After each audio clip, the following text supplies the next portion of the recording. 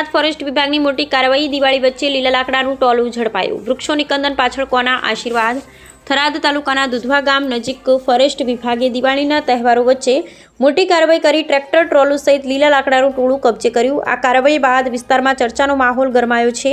લીલા વૃક્ષોનો નાશ કરનારાઓને આખરે કોણનો આશીર્વાદ મળી રહ્યો છે। પ્રાપ્ત માહિતી મુજબ ગામના 3 રસ્તા પાસે શંકાસ્પદ રીતે લાકડું ભરેલો ટ્રેક્ટર ટ્રોલું ફરતો જોવા મળ્યો હતો। સ્થાનિકોએ શંકા વ્યક્ત કરી ફોરેસ્ટ અધિકારીઓને જાણ કરી। જાણ થતાં જ ફોરેસ્ટ તથા ટીમ તાત્કાલિક ઘટના સ્થળે પહોંચી હતી। તપાસ દરમિયાન મોટી માત્રામાં લીલા લાકડાનું ટોળું મળી આવ્યું હતું, જે બિન અનુમતિ કાપેલા વૃક્ષોમાંથી મેળવવામાં આવ્યું હોવાનું સામે આવ્યું છે। ફોરેસ્ટ વિભાગે તાત્કાલિક લાકડું તથા ટ્રોલું કબજે કરી કાયદેસર કાર્યવાહી હાથ ધરી છે। આ મામલે લાકડાનું મૂળ અને સંબંધિત વ્યક્તિઓની શોધખોળ ચાલુ છે। સ્થાનિક લોકોએ જણાવ્યું છે કે જો કોઈ ખરેખર પોતાનું જ ખેતર કાપે છે તો એને ધોળા દિવસે છુપાવવાની શું જરૂર પડે? આ તો સ્પષ્ટ ગેરકાયદેસર ધંધો લાગે છે। વિસ્તારના લોકો વચ્ચે ચર્ચા ચાલી રહી છે કે આવી પ્રવૃત્તિઓ પાછળ કોઈ સ્થાનિક આગેવાનો અથવા અધિકારીઓની સાંઠગાંઠ તો નથી ને?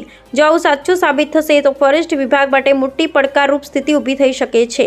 અધિકારીઓએ જણાવ્યું છે કે હવે ગેરકાયદેસર લાકડા કાપ સામે વધુ સખત અભિયાન ચલાવવામાં આવશે ને કોઈને પણ છોડવામાં નહીં આવે। આવનારા દિવસોમાં દેખરેખ અને ચકાસણી વધુ કડક કરવામાં આવશે।